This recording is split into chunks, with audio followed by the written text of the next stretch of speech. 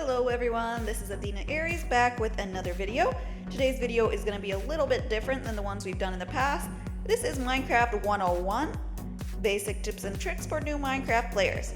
So if you're an experienced veteran, this might not be for you, but for those of you who are starting out in the game, this will give you a good idea, some tips and tricks that will help make the game easier for you. So today, what we're going to do is a renewable fuel source that you can use in your furnaces instead of having to use coal, called a lava farm. This farm does not require any super advanced mechanics or redstone. The first thing you'll need is a cauldron. And cauldrons, you can get them at the villages sometimes, or also make them using iron. So with the cauldrons, you could start out with a small farm with only 3 cauldrons, or you can expand it out as you get more materials, basically at an infinity to however big you would like it to be. And the more cauldrons and supplies you use, of course, to make the farm, the larger the farm is, the more lava you'll get more quickly so that you can use it consistently as your fuel source instead of coal.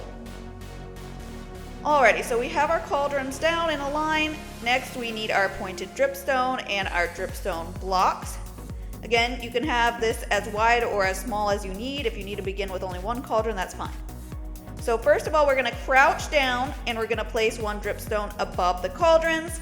For this particular block, it could be any junk block. Dripstone's just what I have right now. Also notice you cannot place it on top of the cauldron unless you're crouched.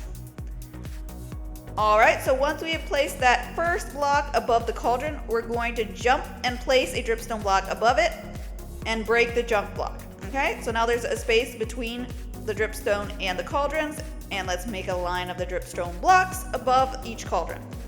So a dripstone block above each cauldron here is what we need. Again, the longer you make this farm, the more lava you'll get, and the more lava you'll be able to put in your furnaces instead of using coal. Let's place the pointed dripstone now below each dripstone block, like so. Okay, so we can see here again, we have dripstone blocks and below them pointed dripstone, and then below that cauldrons, right? This is the basic form of this particular farm. Again, no complicated mechanics or redstone involved. You want to gather the dripstone and dripstone blocks from caves as you're exploring. So make sure you always keep that in mind as you're exploring caves early on in the game. If you come across a dripstone cave, do collect that dripstone, both the pointed and the blocks. Now what we're going to do is grab some glass, as we will need that. For this particular step, you could use a different block, but I personally like to be able to see the lava. Also, I'm going to grab a junk block, in this instance cobblestone, as that's one of the commonly had junk blocks early on in the game. Now, you can see the cobblestone is level with the top of the dripstone blocks, right? Above that cobblestone, we're going to place our first block of glass, like so. And then we're going to continue lining up the glass all the way around the edge of the dripstone. Again, not on top of the dripstone, all the way around the edge of the dripstone. Here we go. Couple more blocks. As you can see here in the corner, you don't necessarily have to place a block in each corner. However, it does look better if you do.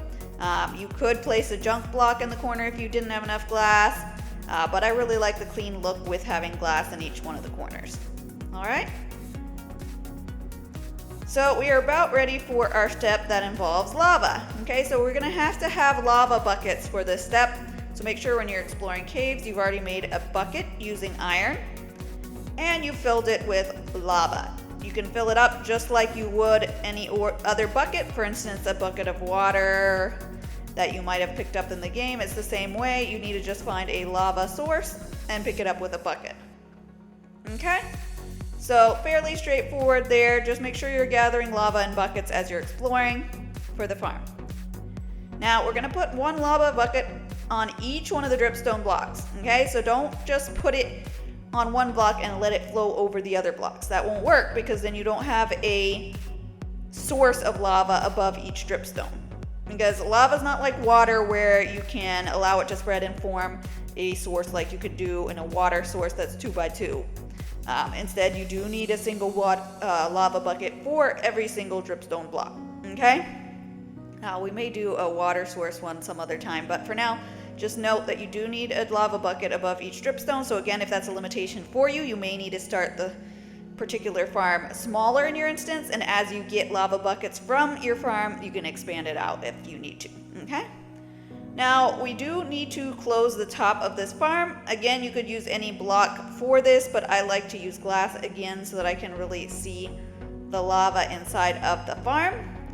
So let's go ahead and grab that glass, and then we're going to place it above the glass block on the end and all the way over the top. Again, as you can see here, you don't necessarily have to have a glass block in the corner like we do here, so we could remove that if we don't have as much glass, or for some reason we just don't like how it looks. And this is the basic format for a farm. Let's get rid of those junk blocks, and ta-da! This is what it looks like. And you can see the dripstone is dripping lava into the cauldrons. It does take a bit of time the first time for it to fill up, but again, the longer the farm is, the more quickly the lava will fill up in the cauldrons, and you'll have lots of sources of lava that you can pick up using a bucket, okay? Again, it may take a little bit at the start to fill up, but as you're doing other things like gardening or whatnot, you can wait for it to fill up and then return to pick it up using a bucket. Now let's go ahead and show you how we use it in a furnace, okay? So if we have some furnaces set down, this is an example here. Let's grab, let's see here, some iron as an example. Let's say we're cooking iron. What we're gonna do is we'll grab the lava in a bucket, as we said, and then we'll place it in the fuel area, okay, where you'd usually put your coal. And you can see the flames lit up, right? It's beginning to cook the iron for us. We can now take the bucket back out, and you can see it will still continue to cook the items, and it's still at full capacity there as far as the fuel, so it will cook quite a bit of items there with the lava bucket before it runs out. So it's not like sticks or something else like that that runs out very quickly, right? So that's the nice thing about lava. It's a renewable energy source for you, and then you don't have to waste your coal that you need to use for torches and the like. Instead, you are able to use the lava from your farm, and you can expand it out as large as you would like. Just continue the process of adding more cauldrons, dripstones, etc., or you can make it smaller if you need to. Start with even just one dripstone and one cauldron there. That would work as well. And it's just a nice way to get a head start in the game and have a fuel source that you don't have to use loads and loads of coal in your furnaces. You can use this renewable energy source that's a little bit easier for you. Okay? Alrighty, again, what you need for this particular farm is cauldrons, dripstones, pointed dripstone, glass. In this instance, you could use a different block, and lava buckets. So you need as many lava buckets as the size of the farm, basically, right?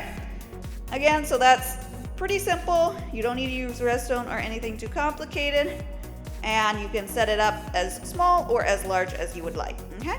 Well, that's our tutorial for today, Minecraft 101 with Athena Aries. I'll see you next time. Please like and subscribe, and have a wonderful day playing Minecraft. Bye-bye.